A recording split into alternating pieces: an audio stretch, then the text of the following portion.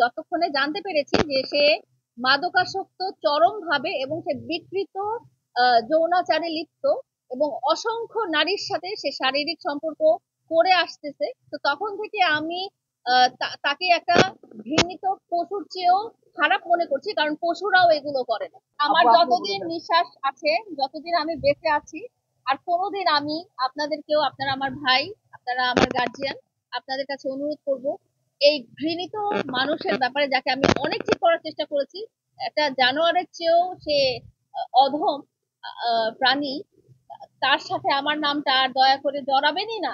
এবং আমি আর তার নামও শুনতে চাই না, তার ছায়াও দেখতে চাই না। যতদিন আমার আমার নিঃশ্বাস আছে, আমি কোনোভাবেই সে যেই পথে যাবে আমি ওই ওই রাস্তা দিয়েও হাঁটবো না। 2021 সাল থেকে লাইলার সাথে আমি ইনভলভ আছি।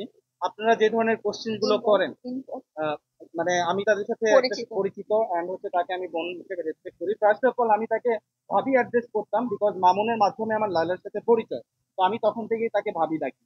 এন্ড আমি তাদের ব্যক্তিগত জীবনে যে জিনিসগুলো দেখেছি ওদের চলাকালীন, তারা যেভাবে লিভ টুগেদার করেছে, মানে মানে তারা যেভাবে থেকেছে, আমি বলি তারা যেভাবে এক বাসায় থেকেছে, আমি তো নিজে দেখেছি এন্ড আমি ওই বাসায় ছিলাম। হ্যাঁ, আর এই রিলেশনটা একমাত্র হাজবেন্ড ওয়াইফই করতে পারে। মামুনের মতো পাবলিক যেভাবে এসে বলুক না কেন যে লায়লা তাকে জোর করে আটকে রেখেছে, লায়লা তাকে বিভিন্ন ভাবে টাকার প্রলোভন দেখিয়েছে, এগুলো সম্পূর্ণ fake news and public sympathy নেওয়ার জন্য। লায়লার টাকা দিয়ে যদি অন্য কাউকে নেওয়ার ইচ্ছে থাকতো, আমি 2021 সাল থেকে চিনি। আমি তাকে এটা বলেছি যে বোন, তোমার যদি অন্য কোনো ছেলেকে পছন্দ হয় বলো, বাংলাদেশের ছেলের অভাব নাই। ও আমাকে একটা কথাই বলেছেন, গাড়িতে লায়লা আমার সাথে নিজে বসে কান্না করতে, ওই চোখের পানি যদি আপনারা দেখতেন তাহলে আপনারা বুঝতেন যে লায়লা মামুনকে কতটুকু লাভ করে। সে পৃথিবীর কিছু চায়নি, সে মামুনকে চেয়েছিল। আর এই ইস্যুটাকে কাজে লাগিয়ে মামুন লায়লাকে বিভিন্ন ভাবে প্রতারণার ফাঁদে ফেলে ও ওর স্বার্থ সিদ্ধি লাভ করেছে। আর এই জিনিসগুলো যখন লায়লা বারবার ক্যাচ করতে পেরেছে, তখনই লায়লাকে সে বিভিন্ন ভাবে প্রোটেস্ট মূলক কথা বলেছে, লায়লাকে সে ডমিনেট করেছে, লায়লাকে সে অপমান করেছে, লায়লার বিরুদ্ধে বিভিন্ন রকম এলিগেশন তুলেছে, যে এলিগেশন সম্পূর্ণ ভিত্তিহীন। কারণ আমি পার্সোনালি তাকে যতটুকু চিনি, লায়লা এই ধরনের মেয়ে না যে টাকা দিয়ে কাউকে টার্গেট করবে। আর মামুন যেটা বলেছে এটা সম্পূর্ণ পাবলিক সিম্পাথি। আপনাদের গণমাধ্যমকেও আমি বলবো যে লায়লার বিরুদ্ধে এই ধরনের যে কাজটা করেছে, এবং একটা মেয়ের প্রাইভেসি, একটা মেয়ে যে ড্রেস পরে শুয়েছিল তাকে যেভাবে অকথ্য ভাষায় গালিগালাজ করেছে, এবং সে বাংলাদেশ আইনকে জঘন্য বলেছে। অ্যান্ড হচ্ছে আপনারা লাইভটা ভালোভাবে দেখবেন, বলেছে বাংলাদেশের আইন কতটা জঘন্য হলে, বাংলাদেশের আইন যদি জঘন্য হয় তাহলে ওর মতো ছেলে আজকে বাইরে থাকতে পারতো না। আর বারবারই লায়লা সিম্পাথি দেখায় তাকে ট্রাই করেছে মানুষ বানানোর জন্য। ও একটা মানুষ রূপী পশু, ওর ভিতরে পশুত্ব আছে। মামুনের জায়গায় যদি পৃথিবীর অন্য কোনো ছেলে থাকতো, সারা জীবন ওর গায়ের চামড়া কেটে লায়লার জুতা বানায় দিলেও ঋণ শোধ করতে পারতো না। কারণ আমি যে কয়েক রাত লায়লার বাসায় থেকেছি, মামুনের জন্য লায়লার বেবি সিক ছিল, ওর একটা বেবির স্লিপিং ডিসঅর্ডার আছে, বিভিন্ন ডিজিজের কারণে সে ঘুমাইতে পারে না। বাচ্চা অসুস্থ, সে রাত 2টোর দিকে ওকে বলে আমি চাউমিন খাবো, আমি এইটা খাবো, আমি ওইটা খাবো। এই বেচারি সেই রাত্রে, মানে আমি অবাক হয়ে গেছি, রাত 3টার দিকেও চাউমিন বানায় নিয়ে আসতেছে। এটা কি ভালোবাসা নয়? ও একতরফা মামুনকে ভালোবেসে গেছে, আর মামুন জাস্ট ওকে ইউজ করে গেছে।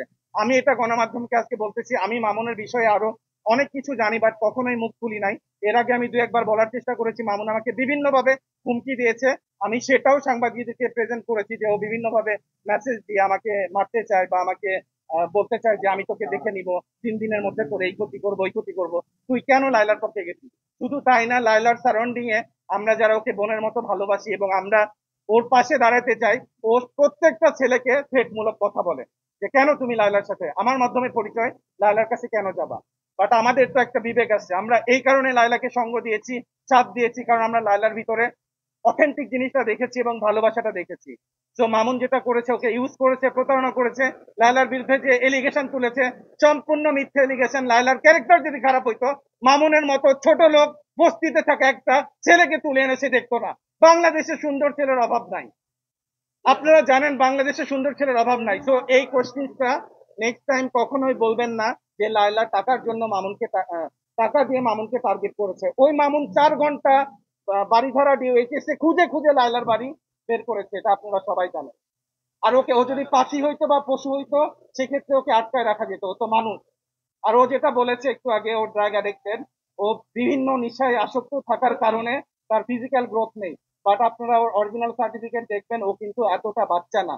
আপনারা যতটা ভাবেন বা দেশের পাবলিক যতটা বাচ্চা ভেবে ওকে সিম্পাথি দেখাচ্ছে, সেই লেভেলের বাচ্চা মামুন না।